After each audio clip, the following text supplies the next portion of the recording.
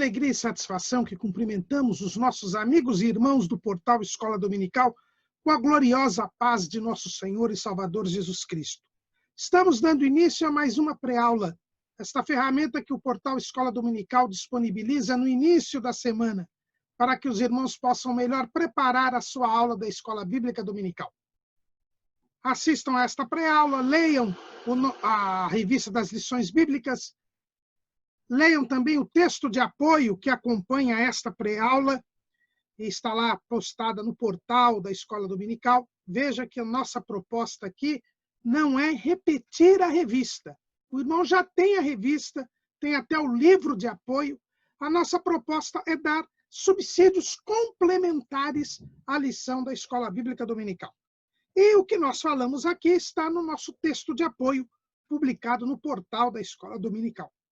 Além do nosso texto de apoio, nós temos mais 5 ou 6 textos de apoio que nós publicamos no site do portal Escola Dominical.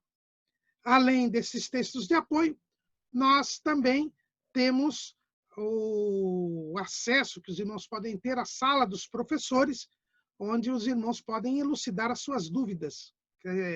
Postem ali a sua pergunta. Durante a semana, nós iremos respondê-las, querendo Deus. E no sábado à noite, às 19 horas, horário de Brasília, o irmão também é convidado para assistir à aula do estudo preparatório dos professores e amigos da Escola Bíblica Dominical da Igreja Evangélica Assembleia de Deus, Ministério do Belém, na sede aqui em São Paulo.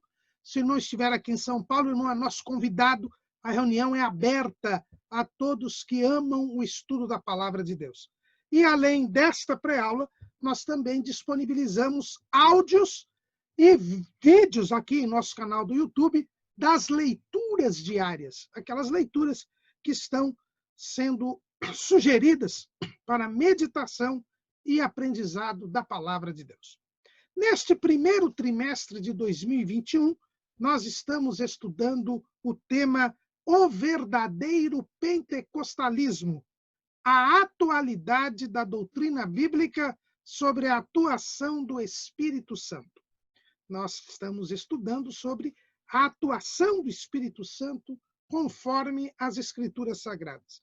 Como é que o Espírito Santo atua nos nossos dias, na igreja e para o mundo.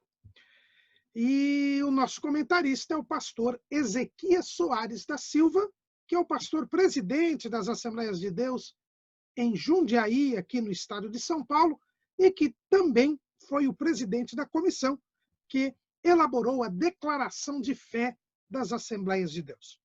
Hoje estaremos estudando a lição de número 2, que tem como título A Atuação do Espírito Santo no Plano da Redenção.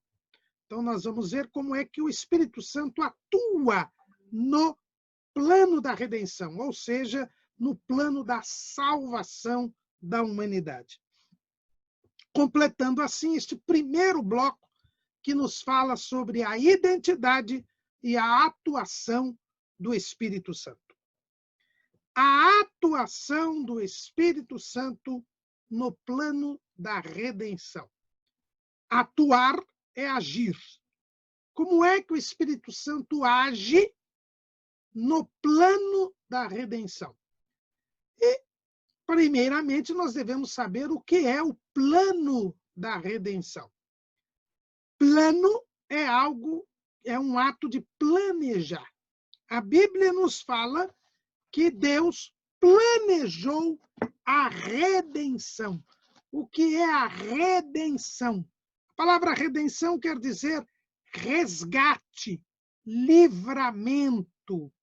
Na verdade, a palavra redentor significa aquele que livra alguém mediante o pagamento de um preço.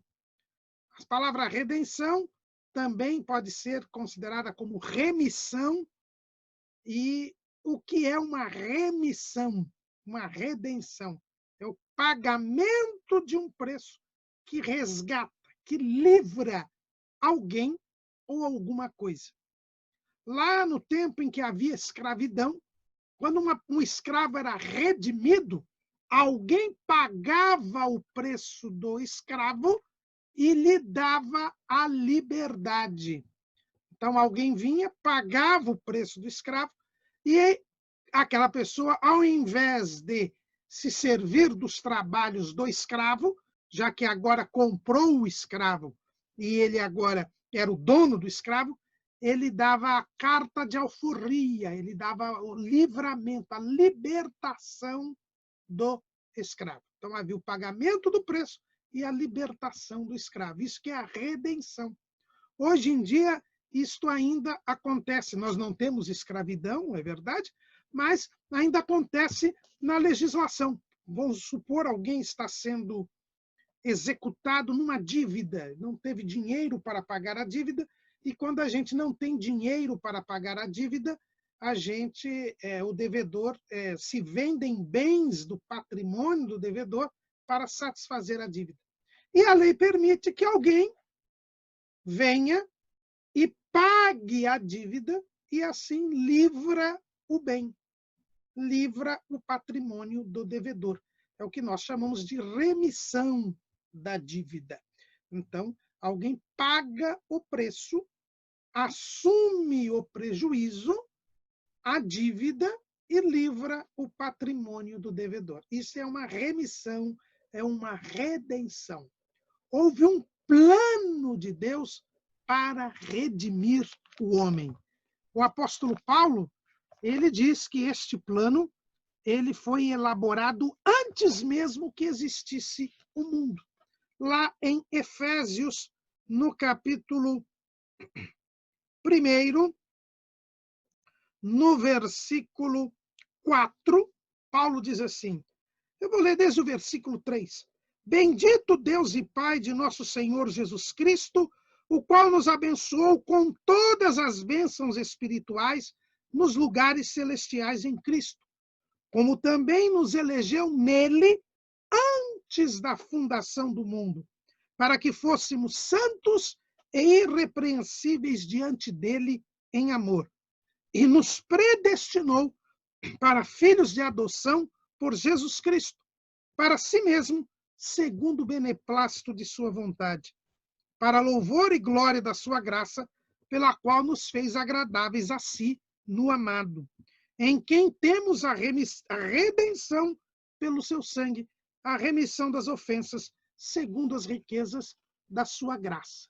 Então, os irmãos vejam que Paulo diz que antes da fundação do mundo, Deus já tinha nos escolhido para salvar.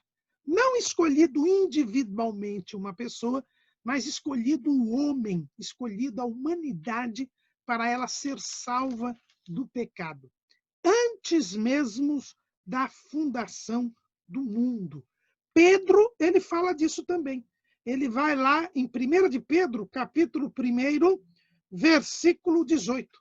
Sabendo que não foi com coisas corruptíveis, como prata ou ouro, que fostes resgatados da vossa vã maneira de viver, que por tradição recebestes dos vossos pais, mas com o precioso sangue de Cristo, como de um cordeiro imaculado e incontaminado, o qual, na verdade, em outro tempo foi conhecido, ainda antes da fundação do mundo, mas manifestado nestes últimos tempos por amor de vós. Então, aqui Pedro também mostra que a decisão de salvar o homem é anterior à fundação do mundo. E aqui Pedro diz que, assim como Paulo também, que também já tinha sido decidido qual seria o preço desta salvação. Haveria um pagamento de um preço. Por isso que é uma redenção. E o pagamento o preço era o sangue de Cristo. Então, antes mesmo da fundação do mundo, já havia se decidido que o preço da salvação do homem seria pago pelo sangue de Cristo. Isto também nós vemos falado pelo apóstolo João. Veja, a gente falou de Paulo, de Pedro, e agora a gente fala de João. Lá em Apocalipse, capítulo 13, versículo 8. E adoraram a todos os que habitam sobre a terra, esses cujos nomes não estão escritos no livro da vida do Cordeiro, que foi morto desde a fundação do mundo. Então, João aqui mostra que a decisão de Jesus morrer por nós, derramar o seu sangue, pagando o preço dos nossos pecados, havia sido tomada antes da fundação do mundo. Por isso que nós falamos no plano da redenção. Havia um projeto, havia um plano, já havia uma decisão de Deus de salvar o homem pelo pagamento do preço do sangue de Jesus. E qual é o papel do Espírito Santo neste plano? É isso que nós vamos analisar hoje. O que o Espírito Santo fez e faz para que haja esta redenção da humanidade. Em primeiro lugar, este plano foi estabelecido por Deus. E nós já sabemos que Deus é um só, mas subsistente em 3 pessoas: o Pai, o Filho e o Espírito Santo. A nossa declaração de fé, no item 2 do cremos, ele diz que nós cremos em um só Deus, eternamente subsistente em 3 pessoas distintas, que, embora distintas, são iguais em poder, glória e majestade: o Pai, o Filho e o Espírito Santo. Nós já vimos na lição passada que o Espírito Santo é Deus. Se é Deus, ele é eterno. E os 3 textos que nós citamos aqui mostram que o plano da redenção se fez antes da fundação do mundo, ou desde a fundação do mundo. Ou seja, antes que existisse o universo, esse plano já estava delineado. Portanto, este plano é eterno. Porque quando foi criado o universo, aí começou a existir o tempo. Albert Einstein mostrou que o nosso universo ele é estabelecido no espaço-tempo. Antes do universo não havia tempo. Eu sei que é difícil nós entendermos isso, porque a nossa mente é forjada em termos de espaço e de tempo. Mas antes do universo não havia tempo. Havia apenas a eternidade. Havia apenas Deus. Num determinado instante, Deus criou os anjos. E depois cria o universo físico. E aí surge o tempo. Mas antes do surgimento do tempo, nós temos já a decisão de salvar o homem pelo sangue de Cristo. Então, o Espírito Santo, como Deus, ele fez parte desta decisão. A decisão foi tomada por todas as 3 pessoas divinas. As 3 pessoas divinas foram tomadas por Deus. As 3 pessoas divinas tomaram a decisão, né, de poder estabelecer a salvação do homem. Então, o Espírito Santo já participa do plano da redenção no planejamento. Veja que as pessoas divinas são distintas, são iguais em majestade, glória e poder, mas cada uma divide as suas tarefas. Na verdade, na hora de planejar a salvação, todas elas participaram. Agora, o Espírito Santo, ele entra no plano da redenção já numa dimensão de execução. O plano da salvação, ele foi estabelecido pelas 3 pessoas divinas, mas cada uma, por ser distinta da outra, fez algo próprio no plano da salvação. Veja que o Pai planeja, assim como o Filho e o Espírito Santo. Os 3 planejam a salvação. Mas o Pai envia o Filho. A Bíblia diz, porque Deus amou o mundo de tal maneira que deu o seu Filho unigênito.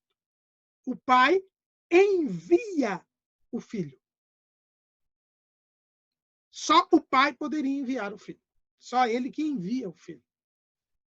O Filho se humaniza. E enquanto homem, derrama o seu sangue para pagar o preço da nossa redenção. Como nós lemos aqui em Efésios.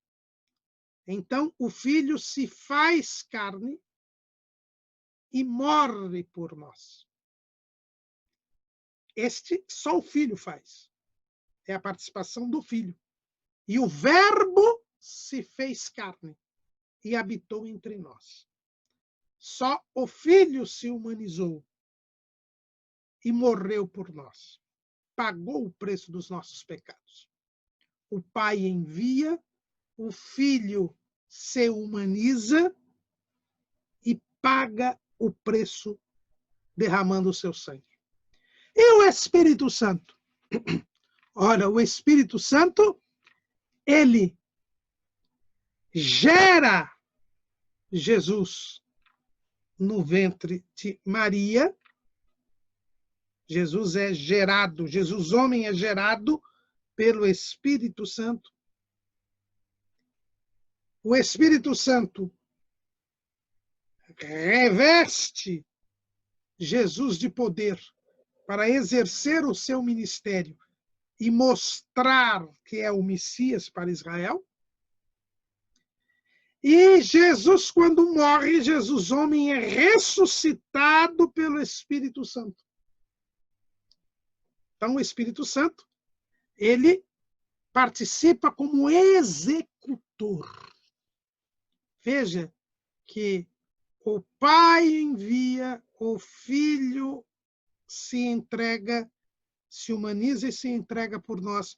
E o Espírito Santo executa, revestindo de poder, gerando Jesus, revestindo de poder Jesus e ressuscitando o homem Jesus.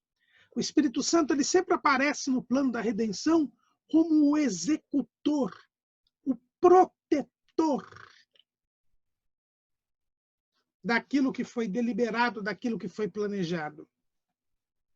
O Pai dá o pontapé inicial, prometendo e revelando a promessa da salvação, revelando a salvação, enviando o Filho cumpre a promessa do Pai e o Espírito Santo executa, toma as atitudes necessárias para o cumprimento da missão do Filho.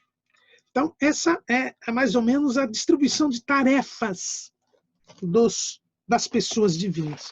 E o Espírito Santo ele já surge nas Escrituras exercendo esta tarefa. É o que nós vemos lá em Gênesis, capítulo 1, versículo 2. E a terra era sem forma e vazia, e havia trevas sobre a face do abismo. E o Espírito de Deus se movia sobre a face das águas.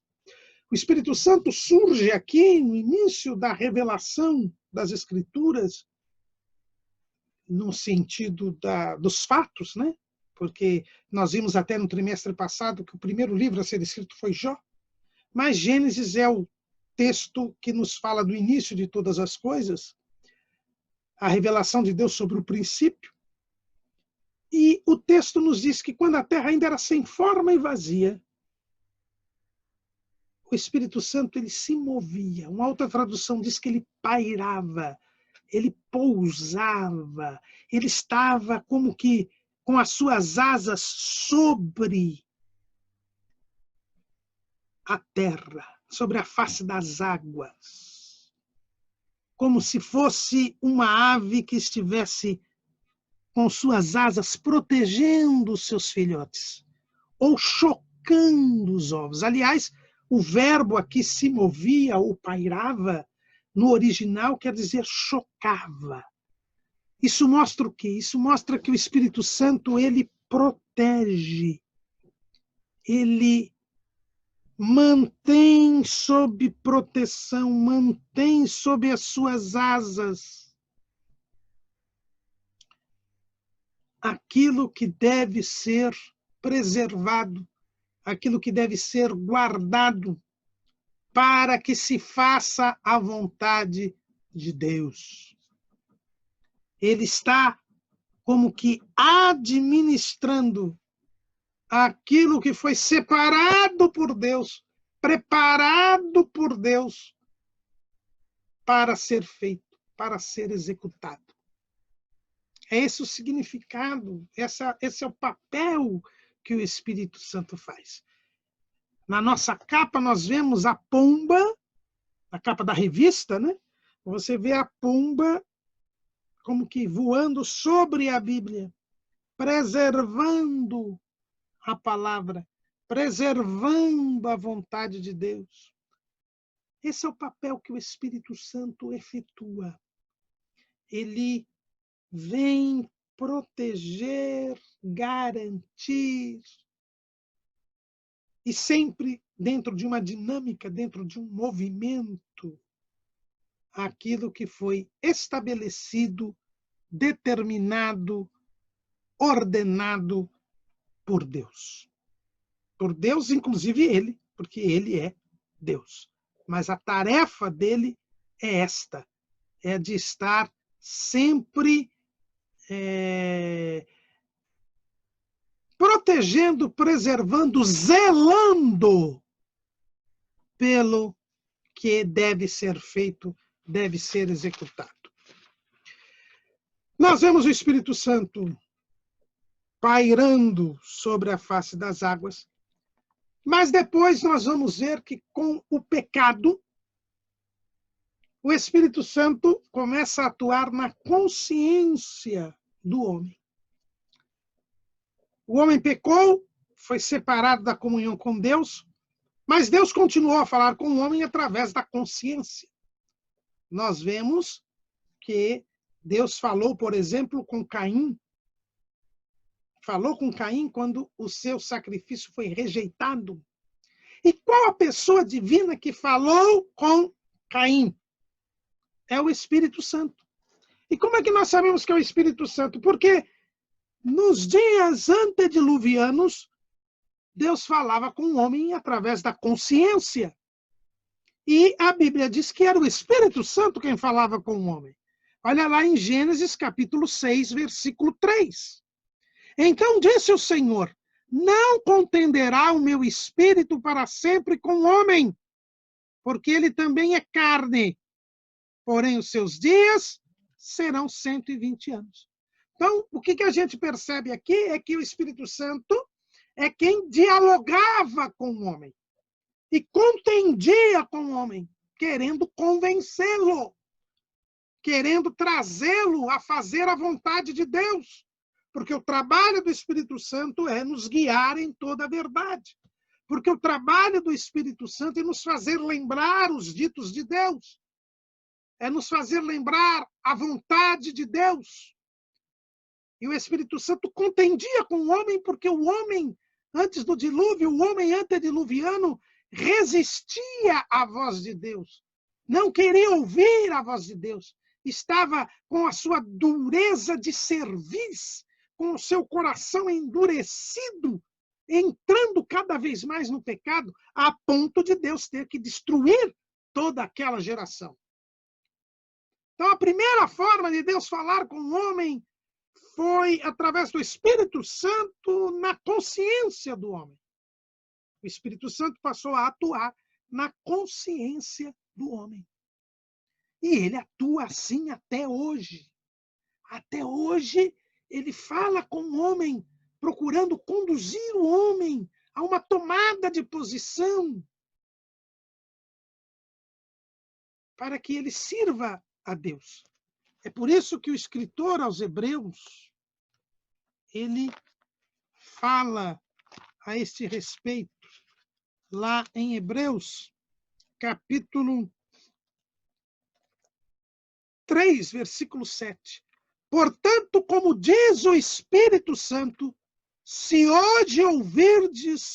ouvirdes hoje a sua voz, não endureçais o vosso coração, como na provocação, no dia da tentação, no deserto. Então, veja que o escritor aos Hebreus, citando o salmista, ele diz, olha, o Espírito Santo fala ao nosso coração, fala à nossa consciência. E nós não podemos endurecer o nosso coração. Foi exatamente o que aconteceu com Caim.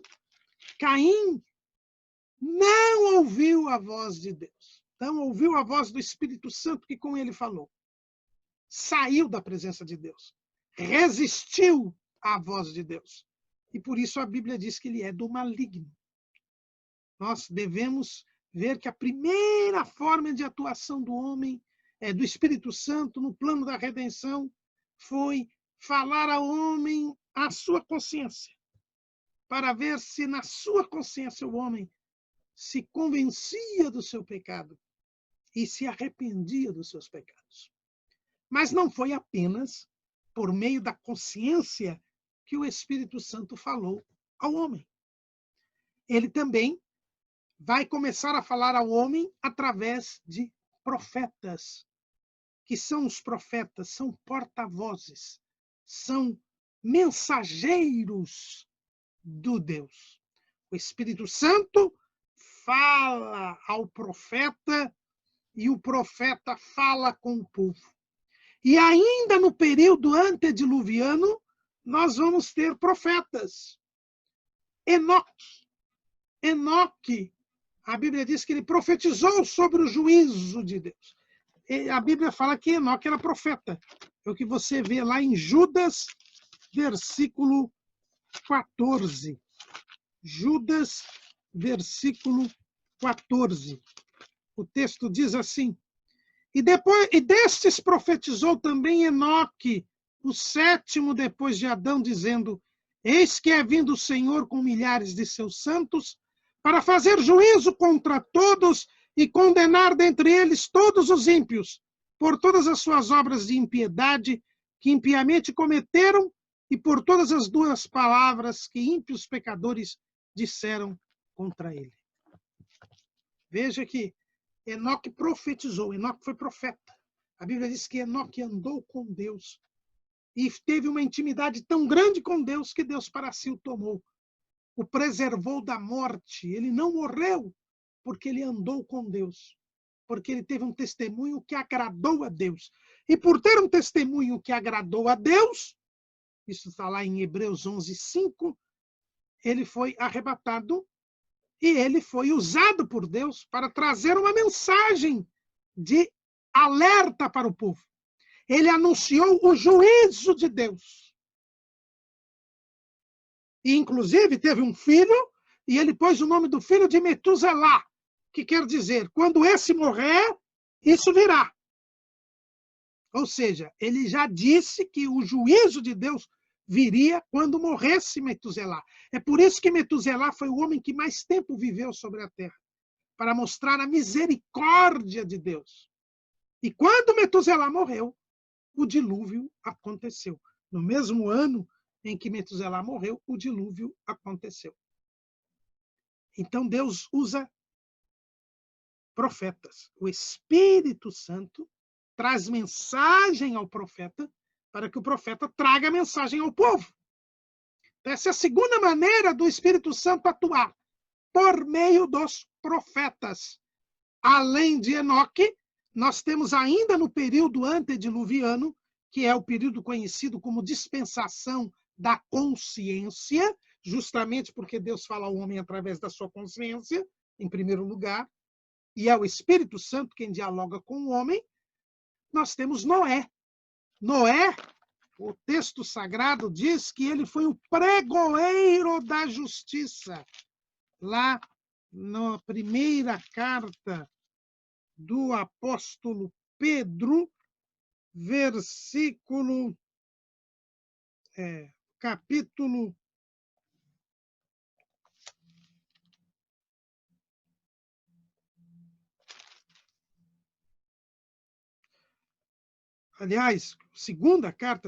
capítulo 2, versículo 5. 2 de Pedro 2 e 5. E não perdoou ao mundo antigo, mas guardou a Noé, o pregoeiro da justiça, com mais 7 pessoas, ao trazer o dilúvio sobre o mundo dos ímpios. A Bíblia diz que houve um período de 100 anos entre o aviso de Deus a Noé de que iria destruir a terra com o dilúvio e o próprio dilúvio. Noé tinha 500 anos quando o Senhor falou com ele, e o dilúvio ocorreu quando ele tinha 600 anos. Foram 100 anos de pregação, em que Noé trouxe a mensagem do juízo de Deus, assim como Enoque havia também anunciado. Então, o Espírito Santo fala com o homem através da consciência, mas fala com o homem também através dos profetas. É o que o escritor aos Hebreus nos fala. Havendo Deus antigamente falado muitas vezes e de muitas maneiras aos pais pelos profetas, a nós falou-nos nestes últimos dias pelo Filho. Então Deus usou profetas para falar com o povo. Deus usou a consciência para falar com o povo, para falar com os homens. E era o Espírito Santo quem falava com o homem. A pessoa divina que fala com o homem na consciência é o Espírito Santo. A pessoa divina que levanta profetas, manda mensagens aos profetas, é o Espírito Santo. Né? Em Atos, capítulo 28, no versículo 25, é dito assim: e como ficaram entre si discordes, se despediram, dizendo Paulo esta palavra: bem falou o Espírito Santo a nossos pais pelo profeta Isaías. Então era o Espírito Santo quem vinha ao profeta. O profeta, por ter comunhão com Deus, por ter intimidade com Deus, ele era escolhido por Deus para ser o porta-voz. Era Deus quem escolhia o profeta, e o profeta então falava com o povo. Mas esta fala do profeta era uma visitação do profeta, do Espírito Santo sobre o profeta. Vejam que o Espírito Santo não morava, não habitava no profeta. Ele vinha sobre o profeta, ele visitava o profeta. O profeta tinha sonho, tinha visão, trazia mensagem, e depois o Espírito Santo saía do profeta. Por quê? Porque havia o pecado. Veja que o Espírito Santo começou a falar na consciência do homem depois da queda do homem. Veio o pecado, e o pecado faz divisão entre Deus e o homem. Isaías, capítulo 59, versículo 2. Mas as vossas iniquidades fazem divisão entre vós e o vosso Deus. E os vossos pecados encobrem o seu rosto de vós, para que vos não ouça. Então, o Espírito Santo não podia morar no homem, porque o homem tinha pecado. O pecado fazia divisão entre Deus e o homem.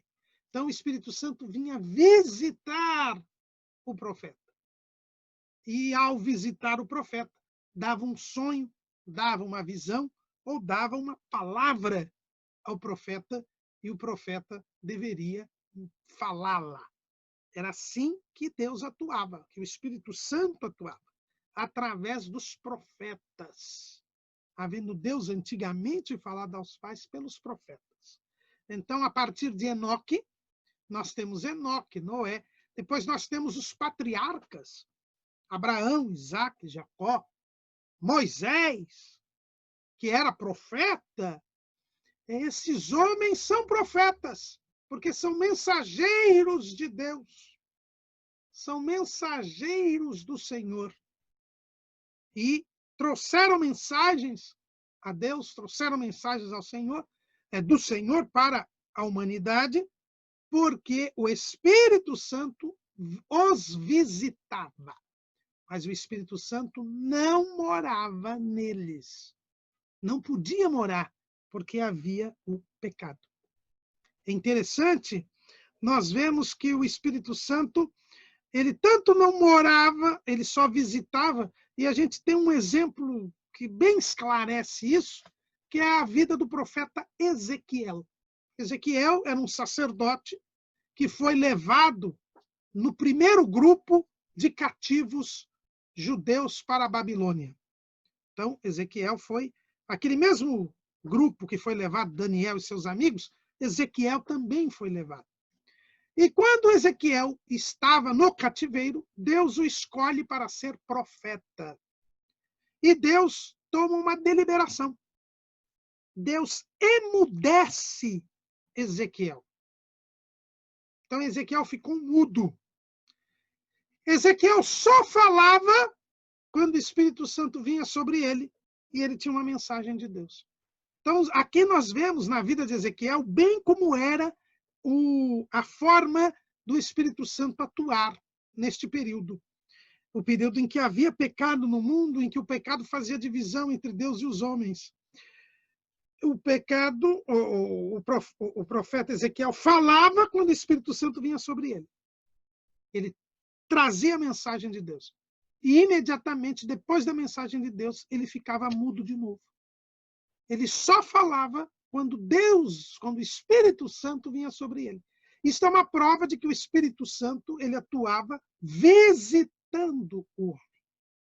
Havia momentos em que o Espírito Santo atuava na vida daquela pessoa.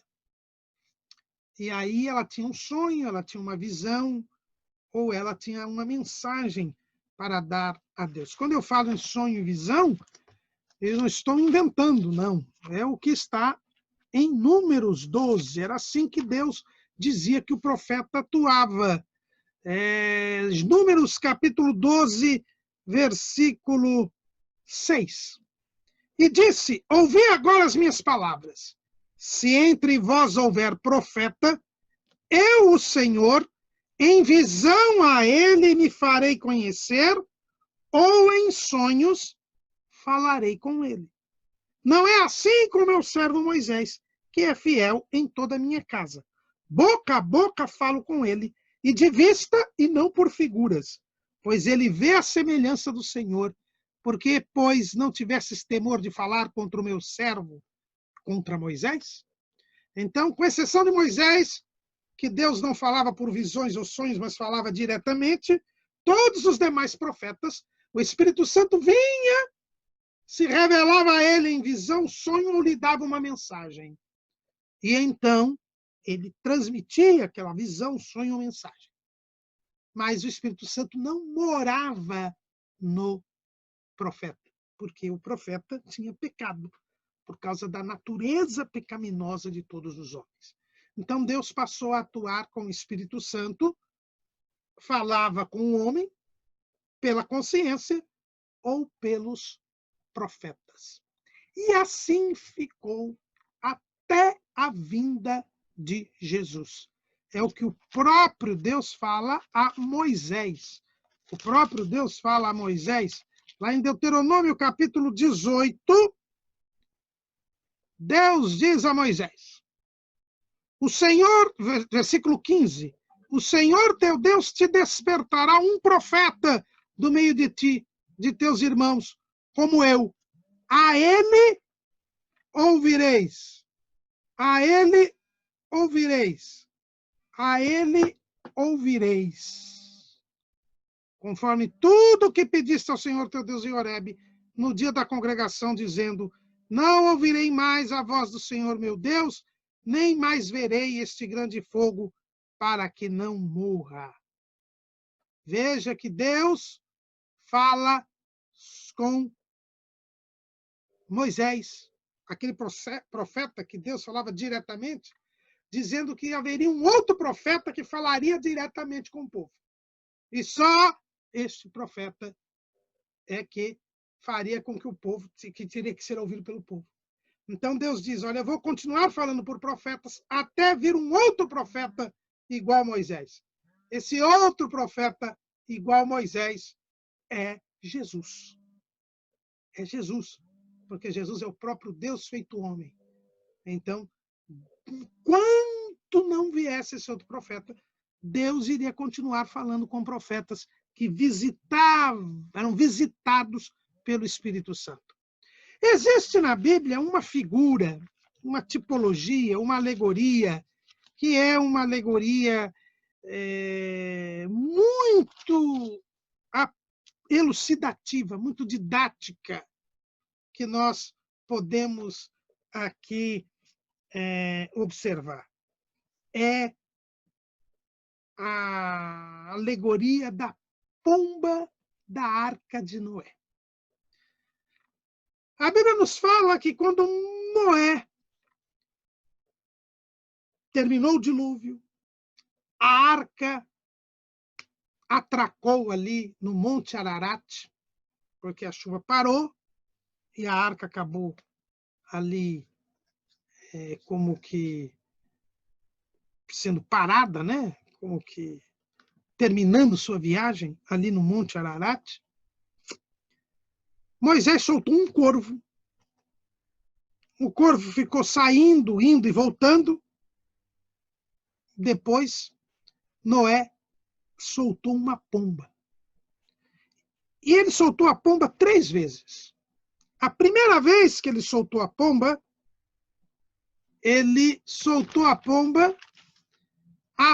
foi, o texto diz que ela não achou repouso para a planta do seu pé e voltou para a arca, porque as águas ainda estavam sobre a face de toda a terra. Está lá em Gênesis 8 e 9. Então a pomba foi, não tinha lugar para ela repousar, ela voltou para a arca. Esta situação é exatamente uma figura da situação do Espírito Santo que atuou até Jesus. A partir do pecado e até Jesus, o Espírito Santo ele não encontrou repouso na terra, na humanidade, porque os homens pecaram e destituídos foram da glória de Deus. Os homens estavam separados de Deus. E como o Espírito Santo é Deus, ele apenas podia ver, mas não podia ficar. Ele atuava na consciência do homem e nos profetas. E mesmo assim ele visitava os profetas e voltava. Voltava para a sua glória. Voltava para a dimensão divina. Porque havia uma divisão entre Deus e os homens. A atuação do Espírito Santo era limitada. Ele ia e voltava. Porque havia morte. Por isso que o corvo nem voltou, porque havia carniça. Havia morte. O resultado da desobediência. Então o Espírito Santo tinha uma atuação limitada. Somente algumas pessoas eram escolhidas para trazer mensagens, ter sonhos e visões. Mas o Espírito Santo não podia ficar, pousar na humanidade. Não tinha lugar para ele. Mas veio este novo profeta.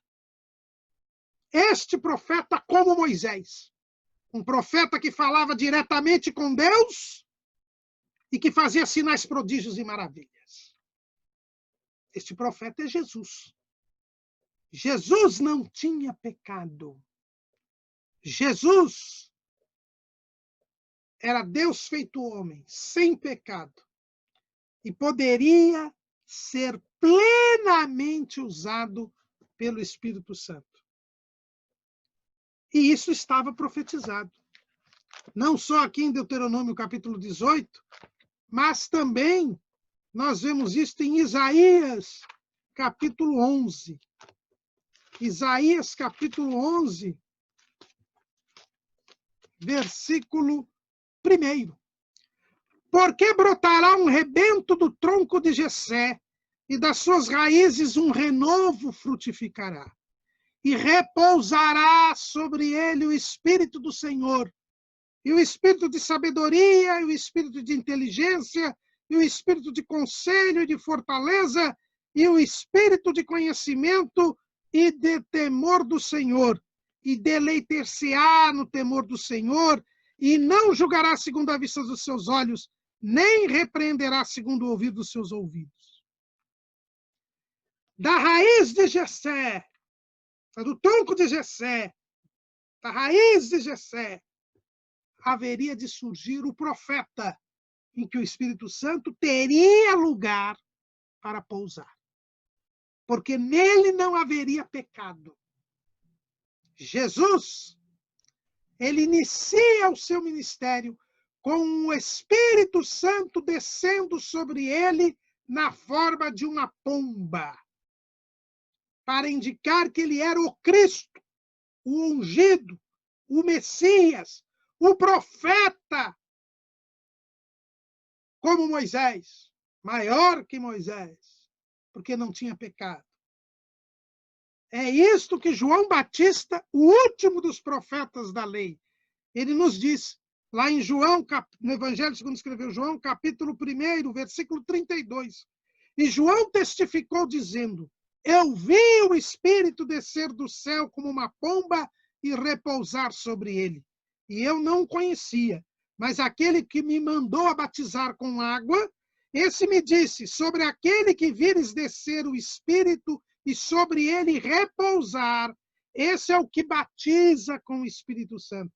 E eu vi e eu tenho testificado que este é o Filho de Deus. Muitos discutem se só João Batista viu a pomba descer sobre Jesus ou se todos ali viram. Não sei se todos viram ou só João viu, mas quando João viu, ele avisou o povo. Então o povo ficou sabendo que aquele homem tinha o Espírito Santo sobre ele. O povo ficou sabendo que aquele homem era o Cristo, era o Filho de Deus.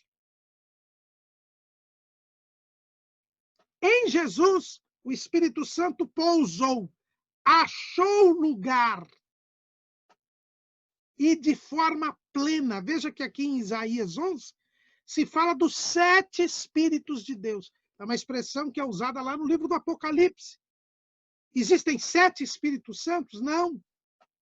7 aqui quer dizer plenitude, totalidade. Veja que o Espírito Santo vinha sobre os profetas, mas de forma parcial, de forma limitada.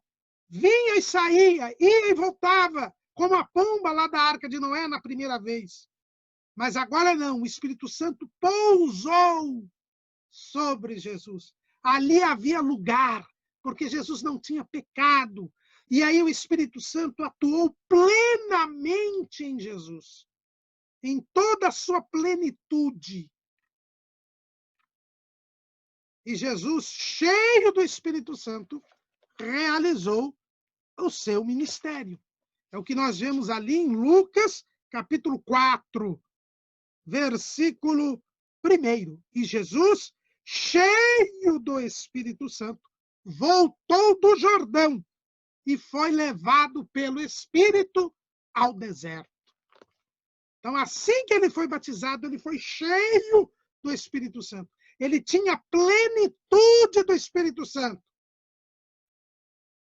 E tudo que ele fez no seu ministério, ele fez pelo Espírito Santo. Jesus nunca usou da sua divindade para realizar o que ele realizou no seu ministério. Ele ensinou, pregou e fez sinais, prodígios e maravilhas pelo Espírito Santo. É por isso que ele diz que nós faríamos obras maiores do que as dele. Porque se ele fizesse como Deus, não havia como nós fazermos obras maiores do que ele. Mas ele fez como homem, porque ele fez como um homem cheio do Espírito Santo. Jesus realiza as suas obras cheio do Espírito Santo. E aí nós voltamos lá na pomba da arca de Noé. A segunda vez que Noé lança a arca, ele diz assim, o texto diz, capítulo 8, versículo 10 de Gênesis, esperou ainda outros 7 dias e tornou a enviar a pomba fora da arca. E a pomba voltou a ele sobre a tarde, e eis arrancada uma folha de oliveira no seu bico. E conheceu Noé que as águas tinham minguado sobre a terra. Nesta segunda vez a pomba vai, mas ela volta. Mas ela volta trazendo uma folha de oliveira no seu bico. Esta folha de oliveira no bico da pomba simboliza Jesus, aquele que se fez homem e que se deixou envolver e encher pelo Espírito Santo. Por isso que a folha estava no bico da pomba. E cheio do Espírito Santo, ele realiza a obra do Pai. Ele glorifica o Pai pela obra que ele realiza. O Espírito Santo atua em Jesus. O Espírito Santo em Jesus mostra que Jesus é o Salvador, que Jesus é o Messias e que Jesus é aquele que batiza com o Espírito Santo, é aquele que vai revestir de poder os seus discípulos para prosseguir a sua obra. É o Espírito Santo atuando em Jesus. No plano da redenção, ele enche e repousa sobre o Redentor. E este Redentor cumpre a vontade do Pai, realiza a obra de Deus e se dá por nós, se entrega como oferta e derrama o seu sangue e tira o pecado do mundo. Foi o que João Batista disse: eis o Cordeiro de Deus que tira o pecado do mundo. Quando Jesus morre na cruz, o véu do templo que simbolizava o pecado que separava Deus dos homens é rasgado de alto a baixo. O preço do nosso pecado é pago. E agora não há mais separação. Existe um vivo e novo caminho entre Deus e os homens.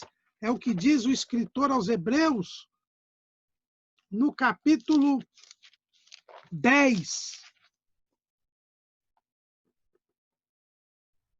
versículo 19. Tendo, pois, irmãos, ousadia para entrar no santuário, pelo sangue de Cristo, pelo novo e vivo caminho que ele nos consagrou, pelo véu, isto é, pela sua carne, e tendo um grande sacerdote sobre a casa de Deus, cheguemo-nos com verdadeiro coração, em inteira certeza de fé, tendo o coração purificado da má consciência e o corpo lavado com água limpa. Agora nós temos acesso ao Pai pelo Filho. Agora o Espírito Santo pode pousar em nós, porque quando nós cremos em Jesus, o sangue de Jesus nos purifica de todo o pecado e o Espírito Santo derrama o amor de Deus em nosso coração e o Espírito Santo vem habitar em nós. Então, depois que Jesus morre na cruz, o pecado é tirado e quem crer em Jesus agora pode ser morada do Espírito Santo. Então, depois do sacrifício de Jesus, o Espírito Santo pode habitar no ser humano. É o que Jesus nos diz lá no Evangelho, segundo escreveu João, capítulo 4, versículo 25. Tenho-vos dito isso estando convosco, mas aquele Consolador, o Espírito Santo, que o Pai enviará em meu nome, vos ensinará todas as coisas e vos fará lembrar de tudo quanto vos tenho mandado. Versículo 16. E eu rogarei ao Pai, e ele vos dará outro Consolador, para que fique convosco para sempre. O Espírito da verdade, que o mundo não pode receber, porque não o vê nem o conhece. Mas vós o conheceis, porque habita convosco e estará em vós. Também lá em João, capítulo 7, versículo 37. E no último dia, o grande dia da festa, Jesus pôs-se em pé e clamou, dizendo: se alguém tem sede, que venha a mim e beba. Quem crê em mim, como diz a Escritura, rios de água viva correrão do seu ventre. E isto disse ele do Espírito, que haviam de receber os que nele crescem, porque o Espírito Santo ainda não fora dado, por ainda Jesus não ter sido glorificado. Vejam, irmãos, que depois que Jesus morreu, tirou o pecado do mundo, abriu o caminho para nós chegarmos ao Pai por ele, o Espírito Santo pode agora repousar não só mais em Jesus, mas nos seus discípulos, que formariam a igreja, que é o corpo de Cristo. Assim como o Espírito Santo pousou sobre Jesus, ele pousa sobre a igreja. Ele tem repouso, ele tem lugar na igreja, que é o corpo de Cristo. Quem recebe a Jesus, quem crê em Jesus, recebe o Espírito Santo. Passa a ser morada do Espírito Santo, porque o Espírito Santo fica conosco para sempre e está em nós, e habita em nós. Tanto que no domingo da ressurreição, os discípulos receberam o Espírito Santo. João, capítulo 20, versículo 22. E, havendo dito isto, assoprou sobre eles e disse-lhes: recebei o Espírito Santo. Quando aconteceu isso, versículo 19 diz: chegada, pois, a tarde daquele dia, o primeiro da semana, foi o dia da ressurreição, Jesus aparece aos discípulos à tardezinha, naquele horário em que Adão e Eva se encontravam com Deus. Deus feito homem e agora glorificado, aparece aos discípulos, sopra sobre eles e eles recebem o Espírito Santo.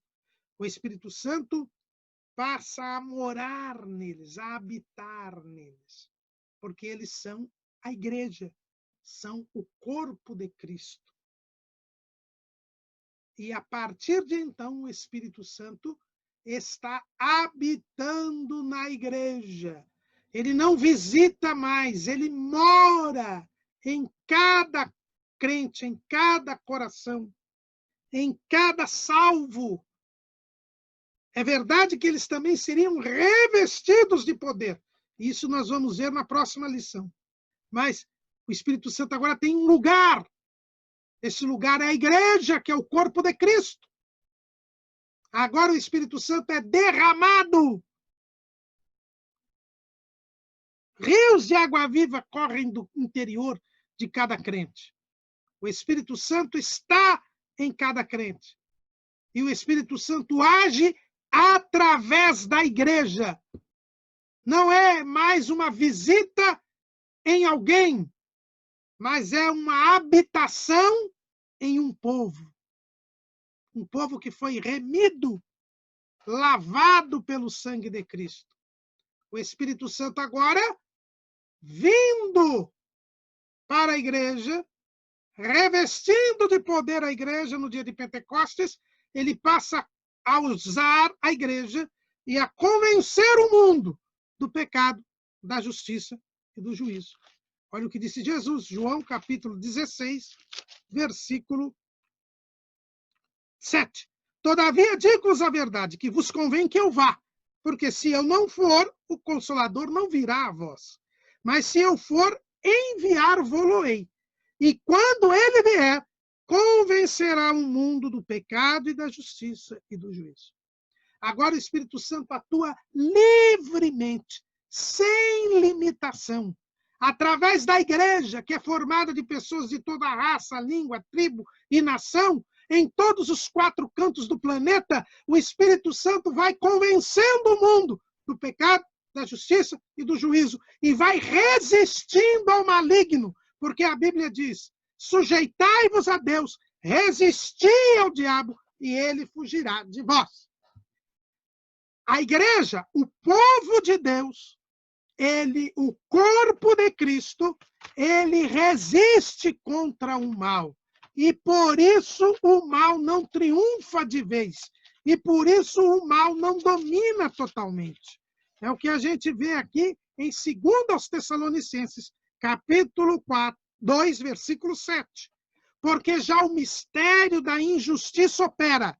Somente há um que agora resiste até que do meio seja tirado. Quem é que resiste? É o corpo de Cristo, a morada do Espírito Santo na terra. A igreja que tem o Espírito Santo resiste ao maligno. E por isso, o maligno não domina totalmente. Até que o corpo de Cristo seja tirado da terra. Então, o Espírito Santo, desde a ressurreição de Cristo, atua, mora no corpo de Cristo, que é a igreja. Foi derramado e revestiu de poder a igreja. E este poder faz com que a igreja resista ao maligno até que a igreja seja tirada. O Espírito Santo atuará ilimitadamente até o arrebatamento da igreja. E aí nós voltamos à pomba da Arca de Noé. Lá em Gênesis capítulo 8, versículo 12. Então esperou ainda outros 7 dias e enviou fora a pomba, mas não tornou mais a ele. Terceira vez que Noé solta a pomba não volta. Esta é a atuação ilimitada do Espírito Santo. O Filho e o Pai mandaram o Espírito Santo. E ele não voltou mais. Ele passou a morar na igreja, a morar no corpo de Cristo. É o que Paulo diz lá em Efésios, capítulo 2, versículo 22, no qual também vós juntamente sois edificados para a morada de Deus no Espírito. Nós somos morada de Deus. Somos templo do Espírito Santo. Paulo fala isso em 1 Coríntios, capítulo 6, versículo 19. Ou não sabeis que o nosso corpo é o templo do Espírito Santo, que habita em vós, proveniente de Deus, e que não sois de vós mesmos? O Espírito Santo mora no povo de Deus, na igreja. E a igreja resiste ao maligno. E a igreja é um instrumento pelo qual o Espírito Santo convence o pecado, o mundo, do pecado, da justiça e do juízo.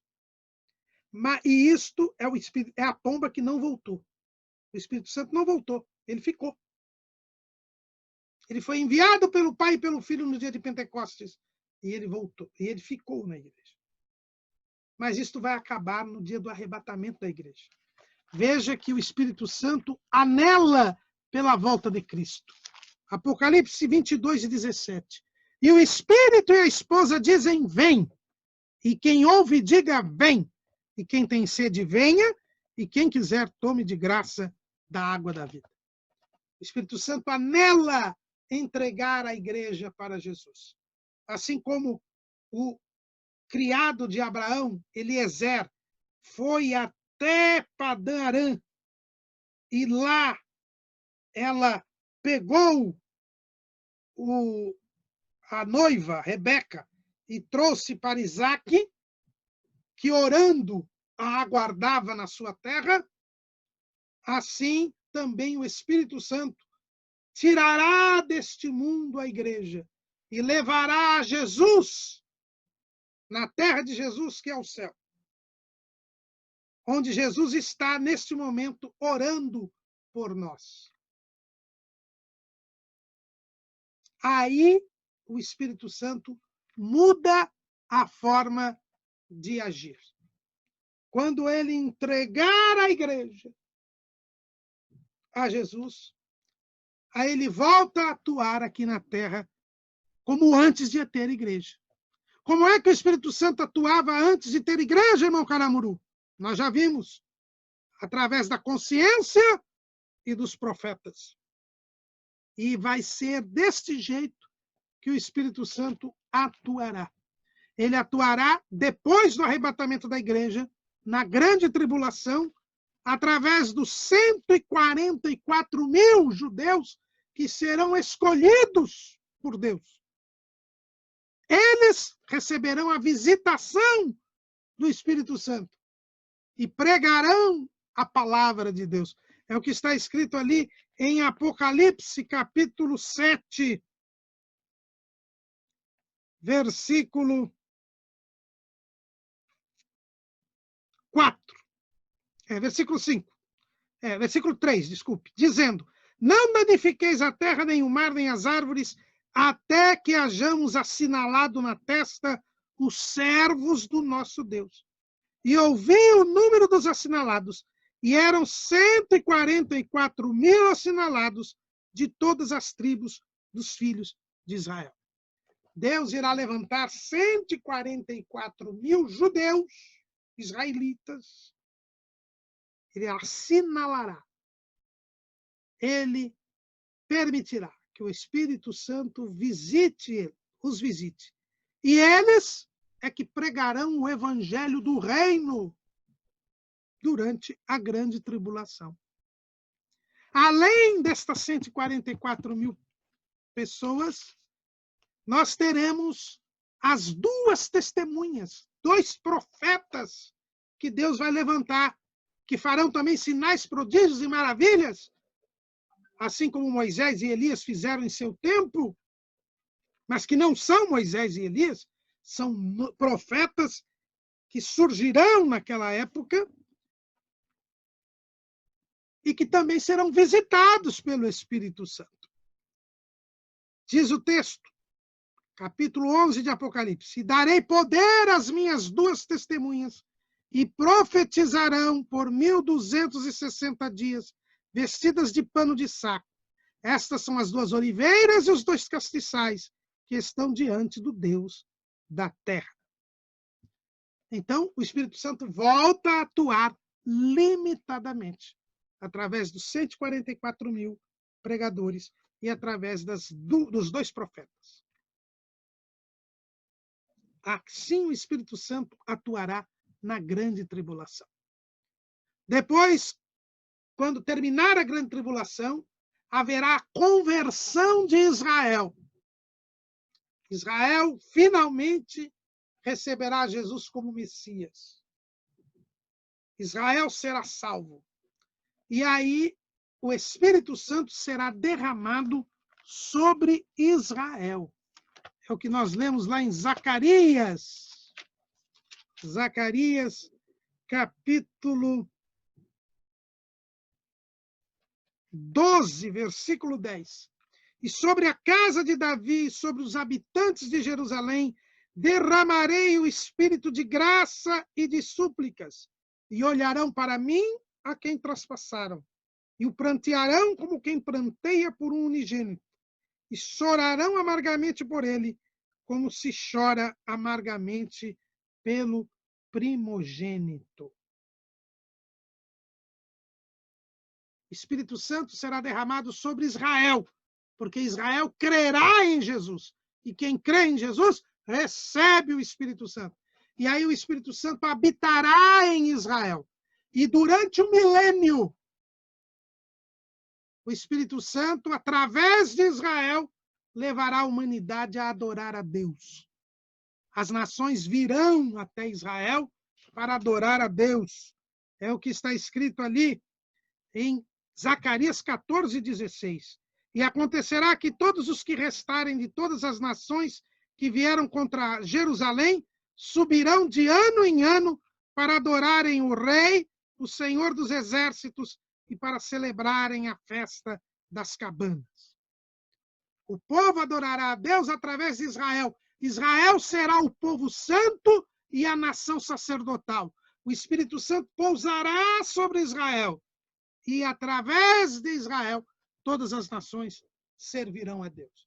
E depois da última grande rebelião, aí termina a história da humanidade. E aí haverá a dispensação da plenitude dos tempos. A dispensação da plenitude dos tempos, ou seja, o estado eterno. E aí Em Cristo se congregarão céus e terra. E céus e terra sendo congregados em Cristo, nós estaremos em uma unidade com o Senhor. E nesta unidade com o Senhor será tudo em todos. E aí o Espírito Santo estará numa perfeita comunhão com o Pai, o Filho e os salvos. Irmãos, é assim que o Espírito Santo vai atuar. Primeiro atuou na consciência e nos profetas limitadamente até Jesus. Em Jesus atuou plenamente e continua a atuar plenamente na igreja, que é o corpo de Cristo.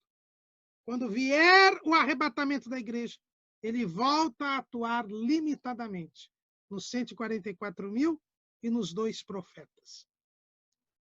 No milênio, atuará por Israel.